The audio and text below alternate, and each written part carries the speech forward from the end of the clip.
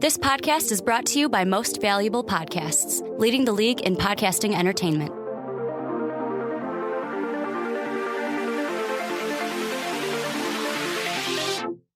Welcome in, my friends, to a very special edition of Behind the Pen. My name is Mike Rankin, and I'm your host today, and I'm joined by one of my good buddies, my pal, Jake Randulich. Jake, thank you for coming on. It's a pleasure for you to incite us with your sports takes. Oh, thank you so much, my man. It's a pleasure to be here. I'm a huge fan of your show. You're absolutely fantastic. Thanks, man. Very knowledgeable. Thanks. Very handsome, and I'm excited to be here. I'm ready to talk some sports. Great, man. First, before we get into everything, what's your expertise? I'm just curious, just to let everybody know. So, you a football guy, basketball? Oh man, you know what? I'm an everything guy. I'd say my primary sport though is my Chicago Bears in the NFL. There you go. And then that's followed by the NBA and my lackluster Chicago Bulls. Mm-hmm. And then that wraps up with the best baseball team of all time, the Chicago Cubs. The 2016 Chicago Cubs? The 2016 Chicago Cubs with over 100 wins this. You think that's going to happen? I mean, it's more than likely. Hey, it could happen. But, today, you mentioned the Bulls, and honestly, I talk about the Bulls in almost every podcast because they piss me off so much. Sure. But today we're gonna put them aside because we have so much to talk about in other sports. I'll get very upset if we start talking about the Bulls. Oh, same here. I'll get red in the face and I'll start sweating and everything. But yeah. So we had a lot of stuff happening since my last podcast over a week ago. Jake Arrieta, by the way, threw another no hitter. Absolutely did. That's 2 in 9 starts. Yes, I believe. And, second in 2 years and difference in 9 starts. I think that's like the third shortest span of throwing. Second, third. Yeah. Crazy stuff happening there. So we're gonna discuss some Cubs baseball because I love it. Also, another crazy draft trade happened. Oh, man. On the heels of this LA Rams thing that went down, they went from 15-1, right? The Rams went from 15-1. The Eagles went from 8 to 2 with the Browns, and the Eagles gave up a buttload of picks and stuff. An unbelievable amount, but so that's what happens when Chip Kelly, takes over your organization. Well, he's gone now, right? I know, but I'm saying previously you put yourself in that position. The damage control now, it's absolutely horrible. But Doug Peterson, he's a proven guy. He should get that franchise going in the right direction. I just don't know if this was the right move, but we'll get into that for sure. Yep. I'm excited to hear your takes on it because you're a big draft guy, and good thing we have draft stuff to talk about because Thursday is the NFL draft already. It sure is. In Chicago, it's draft time, Chicago, baby. Bears pick 11. I'm excited for it because there's going to be a ton of value there. So We're going to go there, and then we'll end the show with some Hawks talk, but not specifically any breakdown of the Blackhawks because you and I, we're not hockey people. Not necessarily, but, no. We're able to pay attention to the media, and there's been some crazy stuff that went down with them, especially between a player and a referee and some derogatory comments. We'll touch on that. Yeah. And also the Blackhawks announcer, Pat Foley, he had some choice words about a specific late start stuff. So we'll talk about that. But first, all right, man, let's celebrate Jake Arrieta. We have the Chicago Cubs have probably the best pitcher in baseball right now. And honestly, over the last 2.5 years, definitely 2 years. Sure. But I'm stretching it because in 2014 he was really down. That's where he really took off. But the last 2 years, Jake Arrieta has proven that he's on another historic kind of level as a pitcher. You know what, man? I mean, I think there's 3 names when you talk about pitchers by the guys. You have Rankin,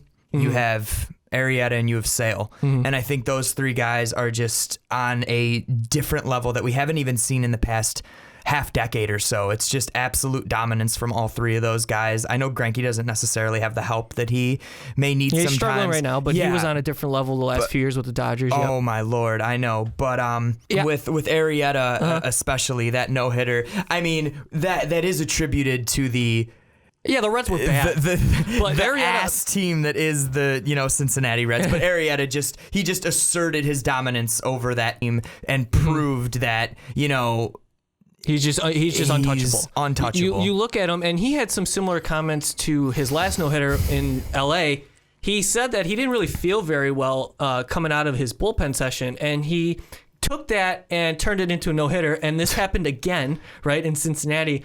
But it was kind of comical. Not only did the Reds get no hit, but they gave up 16 runs on 18 hits, 8 extra base hits, 5 home runs, and a grand slam. I mean, the Cubs were just absolutely dominating in this game. And I just want to talk about Arrieta a little bit. Sure. Because going into this season, it was a point of focus for Joe Madden and this organization to kind of limit his innings and his stress levels as a starter, because last year he threw 229 innings in the regular season. Was it 229? Yeah, Unbelievable. And going into the playoffs, he threw that complete game shutout against the Pirates in the wild card game, and then he was pretty much taxed, and it was obvious that he didn't have his stuff at the tail end of last year, because he had this. When he came out against the Mets, dude, my heart was broken. Yeah, I mean, he didn't have his stuff, and he wasn't as electric, and it was obvious, and it was just you would have to attribute that to having burned out. He's a workhorse, man. Oh, yeah. I know, and it's absolutely wild that he's been so unbelievable that every time he steps onto the mound, I guarantee the Cubs a W. Yeah, right. Which I should not be doing. Obviously, that's not fair. To him, to the team, to everyone involved. But that was how I interpreted it even in the playoffs last year. Mm-hmm. And when I started to see him not have his best stuff, I got worried. I feel you on that one, man. But this, like I was saying with the stress levels of pitches, he threw that no hitter in around 120 pitches or so. He had like 4 walks in the game. Sure. So it's not like he was not totally in command. He was kind of erratic in spots, but he was just so dominant that the Reds just couldn't do anything. This year, in 4 starts, he has an 0.87 ERA. 0.87. In 31 innings pitched, only 3 earned runs given up, and 26 strikeouts. Now the strikeout numbers last year. Okay, now this is interesting too. Sure. Because in 229 innings, Arrieta had 236 strikeouts. So you can just over a strikeout per inning. That's now like Sale. We mentioned Sale. Sale, he has to kind of change his game a little bit because of the workload. It's similar to Arrieta, because last year and the year before that and year before that, his strikeout numbers kept going up, piling right? up, yes. Except the fact he's throwing a ton of pitches, and that just wear and tears on your arm. Exactly. Absolutely. Exactly. So that's the focus we're looking at with Arrieta. But this Cubs team, beyond Arrieta, you see Lester, Lackey, Hamill, Hendricks, that rotation. It's just like, oh, it's so nice. And you know what, man? Even people were worried about Hendricks, switching into such a important, that 5 spot, that 5. And I think he's proven any critics, any doubters wrong. He's beyond competent. I mean, some of these guys are, you look at Hamill or Hendricks, those are 2-3 guys on other teams. Right. It's unbelievable. So when you have that type of pitching staff, and then you have that lineup that we were talking about earlier, with Fowler, Hayward, Bryant, Rizzo, Zobrist, Montero, Baez, Russell, Lackey. I mean, like Soler off the bench, Soler off the solar power, baby. Like that's just absolutely ridiculous. Mm-hmm. And it's almost gotten to the point where the expectations are so incredibly high, there really is no ceiling, and it's World Series or bust at this point. This is the best team in any major sport right now. I would probably go. Well, we're still early in April, but I would go out on a limb and agree with that. It's so hard to put together a team so depth filled with versatile players who can step in different positions. You got Tommy LaStella, who could play third and second. Zobrist can play anywhere. Addison Russell, he's the consistent shortstop, but then you have Baez, who can play short as a backup, third, center, left. And they're all talented. Absolutely. And we had Schwarber before he was injured. Yeah, he was versatile Schwarber, as and well. this team is still dominant. It wasn't even, I mean, as horrible as it was, I mean, I know you've discussed it before. It was a gruesome injury, but I mean, it almost didn't faze me.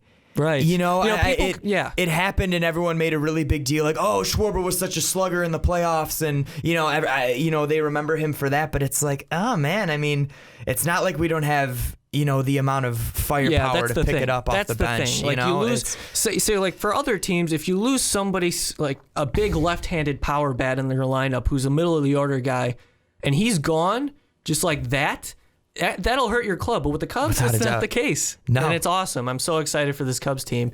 I had them pegged for the World Series. I've been saying they're going to win the World Series all along. And so far, what is it, 13-4 they are? Arrieta already has a no-hitter in April. 13-4. Yeah, So- that's their.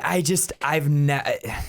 It's awesome. It's I love hard. It. It's hard. I mean, it's hard to try and find any team that could match the amount of talent they have on that roster. I agree. It's not like they're one of these special teams that are doing more with less or are, just tremendously coached, which they are. I mean, Madden is doing He's an a difference absolutely maker. fantastic job, but it's gotten to the point where the team is just so unbelievably, I mean, I keep saying talented for lack of a better word. That's but pretty much it. That's how it is. It's unbelievable. It's really it's a special thing to watch, man. And other than Cubs teams in the past, you have all this talent, and they kind of fell short. Yeah, they squander it. I think in what comes to mind immediately is 2008 when they kind of just got swept out of the playoffs in the first By the round. Dodgers, right? Yep, and then in 2007 they put together a really good season and got swept again.